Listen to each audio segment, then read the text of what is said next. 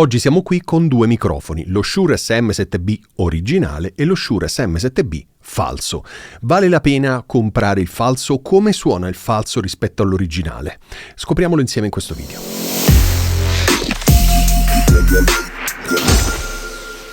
Come ti raccontavo nell'introduzione, oggi siamo qui con due microfoni Shure SM7B, uno falso e uno originale. In questo video alternerò momenti in cui ti faccio sentire lo Shure SM7B originale e momenti in cui ti faccio sentire lo Shure SM7B falso. Non so se hai già visto un video dove ti raccontavo nel dettaglio la differenza tra due microfoni. Se non l'hai ancora visto, ti lascio qui in descrizione il link in modo che tu possa andarlo a vedere. Prima di andare avanti con questo video, metti le migliori cuffie che hai a disposizione, perché soltanto mettendo le migliori cuffie che hai a disposizione riesci a sentire la differenza tra il microfono falso e il microfono originale, ma in generale tra i test che faccio su questo canale. Quindi mi raccomando, metti pausa, metti le migliori cuffie che hai a disposizione e premi play. Tutti noi conosciamo lo Shure SM7B perché è un microfono ormai che siamo abituati ad ascoltare perché è presente in tutti i podcast audio e video che vediamo, che ascoltiamo. Quindi siamo anche abituati a riconoscere un certo tipo di suono, un suono caldo, un suono scuro, un suono dettagliato. Questo qui invece è un microfono falso, un microfono che ho comprato per 2 lire usato e la persona che me l'ha venduto ovviamente mi ha detto, è stato molto onesto perché mi ha detto che era falso e l'ha comprato su uno di quelle piattaforme online cinesi. Di questo microfono qui ne esistono tante versioni, puoi immaginarlo, no? Ognuno ne produce una versione, alcuni sono più fedeli all'originale, altri meno. Questo qui esteticamente è identico. Io ogni tanto ti metterò anche delle scene qui per farti vedere quanto siano uguali questi due microfoni, però il suono è diverso. Per fortuna, almeno quello, no? Perché sennò sarebbero veramente identici e nessuno più comprerebbe Shure originale. Questo porta però a un problema. Come fai a capire se questo microfono è falso? Se lo stai comprando online da un privato e questo ti dice che è originale il microfono, come fai a saperlo? Certo, gli puoi chiedere le foto, ma dalle foto è veramente difficilissimo, come stai vedendo dalle immagini che ti metto in sovraimpressione, è veramente difficile capire quale è originale e quale è falso. Quindi l'unica cosa che ti serve è sentirlo, però purtroppo non puoi sentirlo se non lo compri. Quindi questa è un po' una criticità. Quindi dal mio punto di vista sempre meglio, se proprio vuoi comprarlo da qualcuno che ti dice guarda sì è falso, te lo vendo a 2 lire perché è falso. Io nel frattempo sto parlando in modo che tu senta la differenza tra uno e l'altro. Vorrei fare ancora un altro video, non ce la faccio in questo perché sennò diventa lunghissimo. Vorrei fare ancora un altro video dove provo a equalizzare lo Shure SM7B falso per farlo suonare come lo Shure SM7B originale. Ci riusciremo?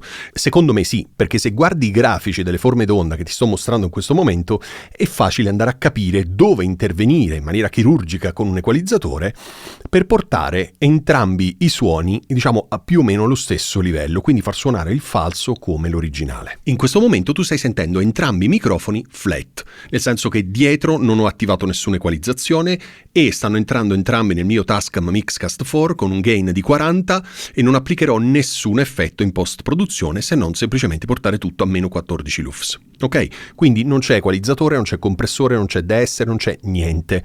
Sentirai un po' di rumore di fondo perché lo sappiamo bene che lo Shure SM7B originale, quindi figurati il falso, ha una preamplificazione pari a 0, ok? Quindi non è 0, però ha un volume suo, un suono di partenza che è bassissimo e quindi necessita spesso di accessori come questo. Questo è il Fathead, c'è il Cloud Lifter, il Fathead, insomma ci sono tanti strumenti che sono dei mic booster, cioè sono dei preamplificatori in grado di essere collegati tra il cavo del microfono e il cavo che va nella scheda audio, nel registratore dove ti pare, in modo da aumentare il volume di questo microfono per evitare di doverlo alzare nella scheda audio o nel registratore.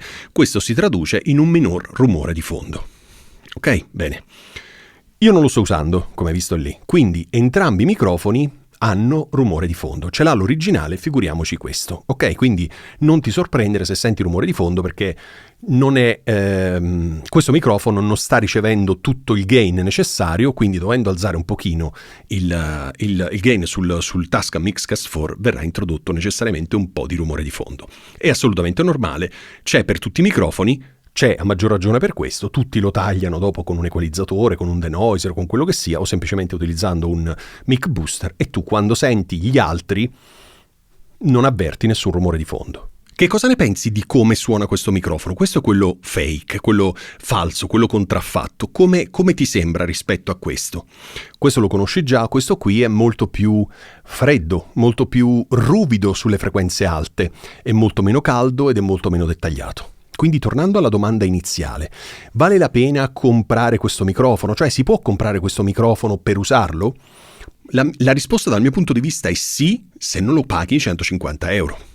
Perché se tu lo compri a 150 euro, tanto vale che ti compri altri microfoni che sono originali. Questo vuol dire che hai un'assistenza, che hai una garanzia, che hai un suono che viene fuori anche da controlli di qualità, in modo da sapere che tutti i cavetti all'interno sono stati saldati nel modo corretto, perché non è la prima volta che un microfono viene aperto e i cavi sono saldati male o addirittura non saldati, eccetera, eccetera. Quindi se lo devi comprare nuovo a 150 euro, non lo comprare. Assolutamente, orientati verso altri microfoni, trovi un'infinità di video sul mio canale, quindi vedi tranquillamente e scegli. Se invece lo trovi, come ho fatto io, usato a 2 lire, allora conviene. Conviene perché è un bellissimo microfono, perché è uguale allo Shure SM7B, e perché tutto sommato, te lo farò vedere in un altro video, con una buona equalizzazione non hai nessun tipo di problema, perché questo qui abbraccia tutte le frequenze, non è monco in qualche frequenza, quindi basta semplicemente correggere l'equalizzazione, soprattutto in funzione della voce di chi parla, quindi non in assoluto perché sarebbe stupido, non si potrebbe, ma in funzione di chi parla, in modo tale da avere un suono gradevole. Quindi la mia risposta alla domanda vale la pena comprare questo? Sì, ma solo usato, ok? Bene, io nel frattempo ho parlato, ti ho raccontato cose, proprio per farti sentire lo switch tra i 2 microfoni, ma se tu hai dubbi, domande, curiosità, commenta pure e io come al solito ti rispondo nel più breve tempo possibile. Per ora è tutto, grazie per aver guardato questo video e noi ci vediamo prestissimo.